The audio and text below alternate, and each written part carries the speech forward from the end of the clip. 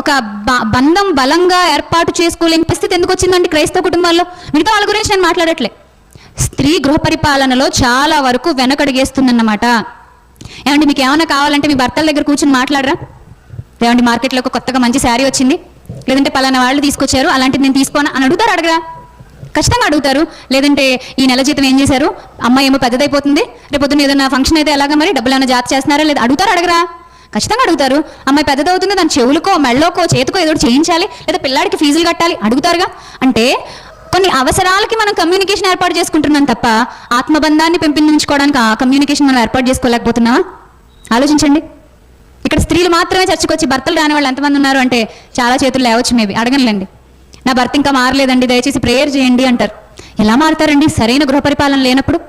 ఎలా మారుతారండి కమ్యూనికేషన్ లేనప్పుడు? మాట్లాడాలి ప్రియులారా. వాక్యం అదే చెప్తుంది. గృహ పరిపాలన అంటే ఏదో ఒక్క ముక్క తీసుకుని నేను చెప్పేసి వెళ్ళిపోదలుచుకోలేదు. గృహ పరిపాలన అంటే అందులోకి అన్నీ వస్తాయి. అందులో బాగోగులు చూసుకోవాలి, తప్పు చేసినప్పుడు గద్దించాలి, మంచిగా ఉన్నప్పుడు ప్రోత్సహించాలి. భర్తని భార్య ప్రోత్సహించాలి, భార్యని భర్త ప్రోత్సహించాలి. నువ్వు తప్పు చేసావు, నువ్వు పాపిష్టిదానివి, నువ్వు పాపిష్టోడివి, నువ్వు ఎంతో దుర్మార్గుడివి, నాకు పలానా ఊరు సకినీటిపల్లి సంబంధం వచ్చింది, మా వాళ్ళు చేసేద్దాం అనుకున్నారు, నేనే నిన్ను చేసుకున్నాను. ఇలాంటి మాటలన్నీ మాట్లాడితే భర్త ఏమైపోతాడండి పాపం? వాడినే చేసుకోవాల్సింది, పో నన్ను ఎందుకు చేసుకున్నావు అంటాడు. అంటే ఒక సంతృప్తికరమైన జీవన విధానం అక్కడ కనిపిస్తుందా? ఈ గొడవ అంతా పిల్లలు చూస్తూ ఉంటారు. వాళ్ళే నేర్చుకుంటారు. ఓహో రేపొద్దున పెళ్ళైన తర్వాత నేను కూడా మా ఆవిడని ఇలా నాలుగు తగిలించాలన్నమాట. మా నాన్న మా అమ్మని తగిలిస్తున్నాడు కదా. పిల్ల ఏమనుకుంటుంది, రేపొద్దున పెళ్ళైన తర్వాత మా ఆయన్ని ఇలా ఎదిరించినా పర్వాలేదు, మా అమ్మ మా నాన్నని ఎదిరిస్తుంది కదా. చూడండి, పిల్లలు మనకి ప్రతిబింబాలు. మనం వాళ్ళకి అద్దాల్లో అలా కనిపిస్తూ ఉంటాం. మీరు ప్రార్థనాపూర్వకంగా వాక్యానుసారంగా బ్రతికితే మీ పిల్లలు కూడా ఎలా బ్రతుకుతారు?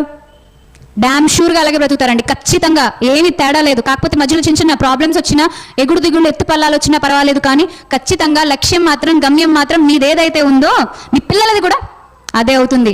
కాబట్టి ఆ విషయంలో జాగ్రత్త తీసుకోండి. కిందకి చదవండి. ఇంకా మనం ఎంత నేర్చుకోవచ్చు ఒక్క వచనం నుంచే. ఇంతకు ముందే లేదండి, అదే వచ్చిన మనం గృహ పరిపాలన దగ్గర ఆగేమో, తర్వాత చదవండి, కంటిన్యూ చేయండి. గృహ పరిపాలన జరిగించుచు నిందించుటకు విరోధికి అవకాశం ఇయ్యకుండా ఉండవలేనని కోరుచున్నాను. బైబిల్ చదివితే ఎంత బాగుంటుందంటేనండి, అసలు మనం ఒకప్పటిలాగా ఉండలేమండి, మారిపోతాం. చాలా మారాలనిపిస్తుంది. ఎందుకంటే మారాలని దేవుని ప్రేమ మనల్ని లోపల నుంచి బలవంతం చేస్తూ ఉంటుంది. నీ ఆలోచన తీరు మారుతుంది, నీ మాట తీరు మారుతుంది, నువ్వు చూసే చూపు మారుతుంది, ఈవెన్ నీ అలంకరణ కూడా మారుతుంది. ఒకప్పుడు ఎవరో చూడాలని నువ్వు అలంకరణ చేసుకుంటావు, కానీ క్రీస్తులోకి వచ్చిన తర్వాత ఎవరో చూడాలని నేనెందుకు అలంకరించుకోవాలి? ఎవరికో ఎందుకు నేను అందంగా కనబడాలి? ఎవరినో నేనెందుకు నా అందంతో, నా శరీర భాగాలతో నేనెందుకు ఆకర్షించాలి అనుకునే తీరు నుంచి వెనక్కి వచ్చేసి దేవునిలో నేను పవిత్రంగా కట్టబడాలి అనే గొప్ప తీరుకి ఎదుగుతారండి స్త్రీలు. అందుకే స్త్రీల పరిచర్య చాలా